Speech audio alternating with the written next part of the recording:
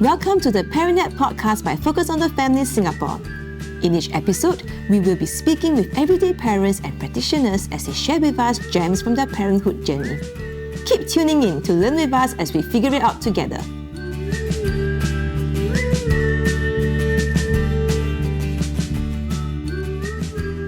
Our children are growing up as digital natives who learn to swipe at screens even before they learn how to speak. What are the implications when they are bombarded with information left, right, and center? And how do we impart critical thinking skills so they can navigate online spaces safely? My name is Aaron, and I'm the host for today's episode. And our guest today is Darius Lee, Executive Director of Cultivate SG, an independent non-profit organization dedicated in cultivating culture together for the common good. If you missed out our last episode with Darius, I encourage you to check it out as he shared a lot of useful insights on harmful or even fake content on the internet. Right now, we're going to talk about critical thinking skills. Young people are being taught how to use the internet in school, and they're actually using it to access for their school homework. But how do we then, as parents, train this skill of critical thinking? How do we encourage them to question, perhaps, the authenticity of information? Like the fact that we don't really ask questions sometimes, we just take things as truth without questioning. So how do we develop that? The truth, I think, comes to this. For us, as parents, I think we need to set the example, and we need to practice a lot of these critical thinking skills ourselves, and then to learn to impart that to our children. Once we know how to do it ourselves, I think that also puts us in a much better position to guide our children along. The truth of the matter is that as our children navigate the online world, they will encounter doubts and challenges, and you want to provide a source of stability and a strong, supportive connection based on mutual trust and respect. This will allow them to be open and to share with you when they encounter any difficulty, and also to listen to any advice you may give. So, what are some of these critical thinking skills? Let's take an example. Maybe you have a daughter, and your daughter comes home to you saying that somebody at school called me fat and stupid. How do you impart critical thinking skills to your child in that kind of situation? I think as parents, we want to be protective, right? Who's the kid? Who called you fat and stupid? Let me talk to their parents. Let me talk to your teacher. How dare you? But one thing when it comes to your child, you also want to encourage the child to have certain critical thinking skills to be able to fend off these kinds of insults, these kinds of offenses themselves. So what are some of these practical skills that you can do? Find out more about the circumstance. So ask your child, why do you think this person called you fat and stupid? And you might realize that, perhaps there has been this entire big argument that they had, and this particular friend was unhappy that perhaps your daughter took something that belongs to this friend. And so as a result, it's kind of outburst, you fat and stupid, and so on and so forth. So perhaps you might uncover that, all right, looks like your friend was angry at you taking certain things away. So there is a reason behind this outburst. And you also understand the circumstances to realize that this friend was saying it out of anger, rather than saying it to say, genuinely, I think you are fat and stupid. And perhaps it helps to understand the intention of the person who spoke it and the context in the first place. So I think intention and context, these are important to understand. Secondly, I think for your daughter to have a healthy self-understanding.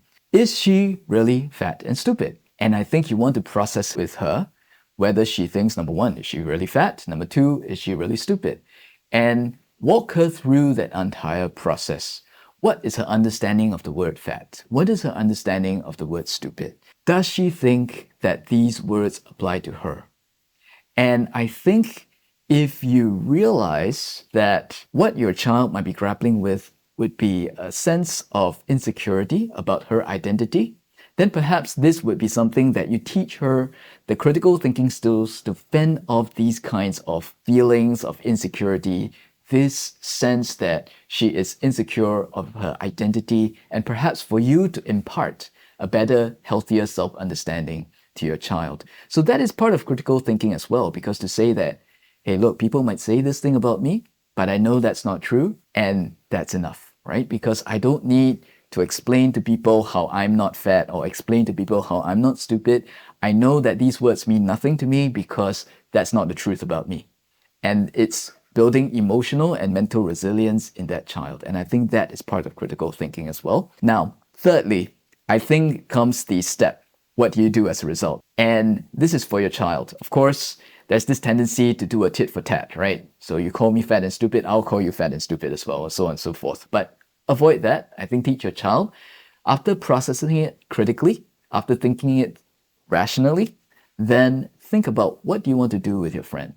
And perhaps there might be room for your child to say, I'm sorry I took your thing. And perhaps for the friend to say, I'm sorry I called you fat and stupid. And you realize that builds empathy, which was a word that you mentioned earlier. And I think that is a kind of skill that you want to build in a child as well. So you want to build them to not only think critically, but also have a heart, have empathy, care about people, and both work hand in hand to build a holistic person. And so in fact, what we're doing is that we are helping the child to grow in every single way, whether you're talking about intellectually, emotionally, spiritually, or physically as well. Other practical steps that we can do. So we've talked about critical thinking itself. I think practical and easy to apply steps that we can all take. Number one, I think as parents then, lead by example. You know these critical thinking skills, apply them yourself. Obviously, in our work, in our day-to-day lives, we will certainly encounter situations where people say nasty things to us. I think we ourselves should start applying these skills. Perhaps even your child might react to you in a certain way, call you certain things, say, I don't love you, mommy, I don't love you, daddy. Rather than reacting emotionally, think critically about that, react in a way that is rational, that is responsible, and show your child, by example, how do you deal with a situation like that. And so this is something we could all do in a very practical way and on a day-to-day basis, and our children are watching. Number two, find teachable moments.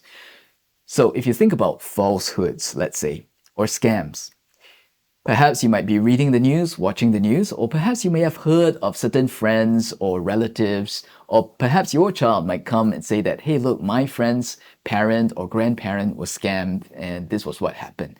Help your child to process what went wrong in these situations, not to judge, but rather to try to understand how your child can better protect himself or herself if your child finds himself or herself in that situation. And also, how do you support people who are in situations like that?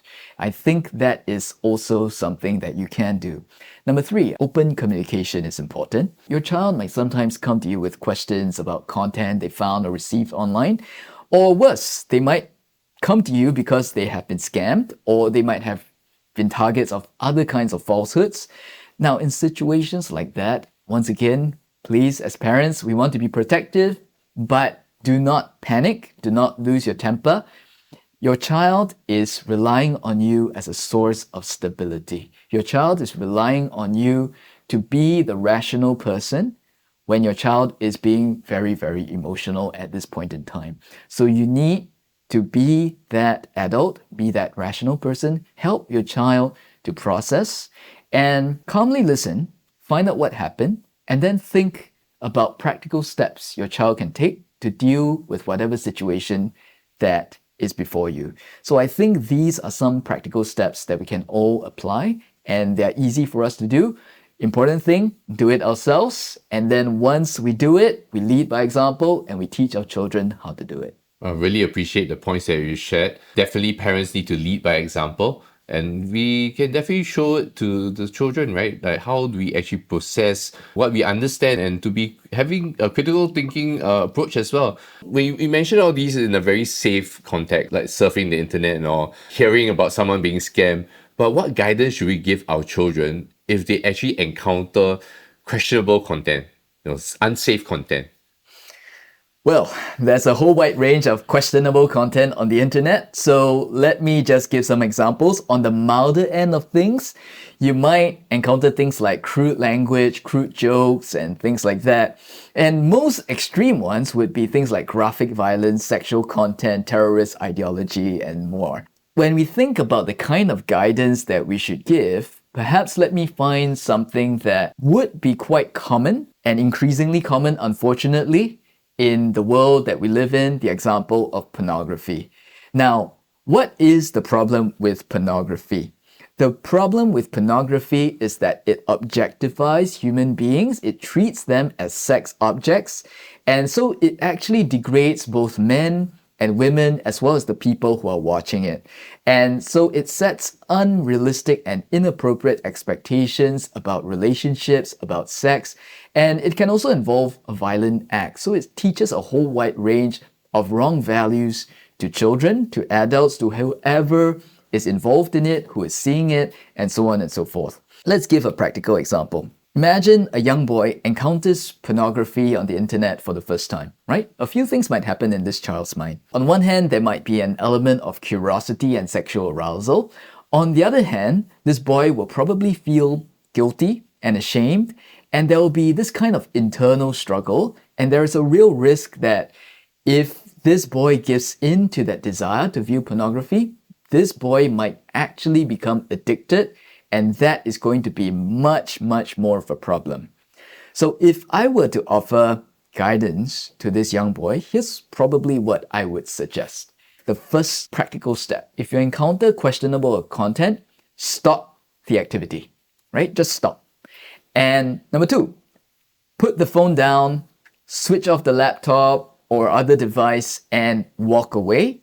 And number three, go and speak to a parent, teacher, or some other trusted adult, such as a grandparent, about what has just happened. So this adult should help the child to process the feelings of guilt and shame on one hand, and the curiosity and sexual arousal on the other. So there is this internal contradiction that the child will probably encounter. And if I were the child's parent, and my son approached me with this kind of struggle, I'll probably say something like this.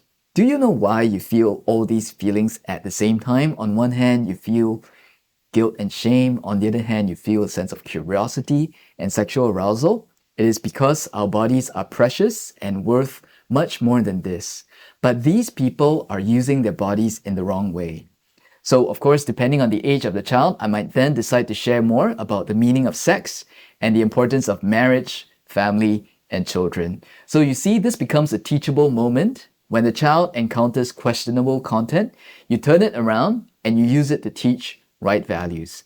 And of course, finally, if this child's old enough, rational enough, I would encourage this boy to then process all that he has learned by writing these down in a journal, right? To share about what he has learned and how he's going to avoid harmful activities like this, questionable content like this, and how he's going to make sure that he's going to protect himself moving forward. I think that's very helpful, Darius, because, when a child goes through something like this, they, on one hand, may be ashamed and they may never want to approach their parents to talk about it. But yet, at the same time, if we, as parents, reject them or scold them, they will never want to talk to us about seeing such content or even sharing their deepest concerns with us. They will maybe just keep it to themselves. So from what you shared, just making it a safe conversation to have with your child, especially if they are old enough to even perhaps dialogue a little bit more, question them to find out how are they actually feeling. Even after this episode, maybe check in with them again a week later, and maybe just being accountable to each other as a parent and a child. And just making it something, after all, we're all digital users ourselves, to be accountable to each other. Darius, time has caught up with us. Do you have any parting words or any encouragement to parents that you'd like to share with them? My encouragement to parents is this: we're all in this together. All of us are at a stage where we are figuring out how do we navigate this complex world that we live in, and the fact that we are having this cultural lag, I think that's something all of us are experiencing. But at the same time, all of us are trying to figure it out together. So you're not alone in this journey, and there are many, many helpful resources out there. There are many people who are struggling alongside you.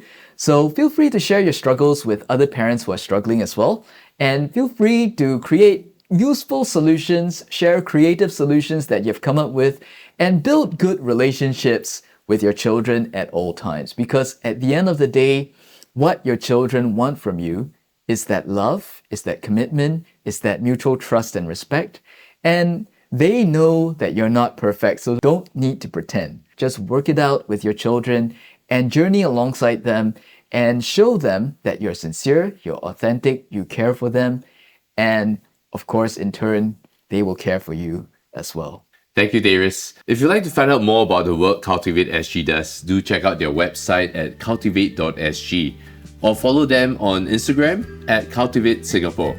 We hope you have benefited from today's conversation, and we hope that you'll share this podcast with a friend or a parent who may benefit from today's episode.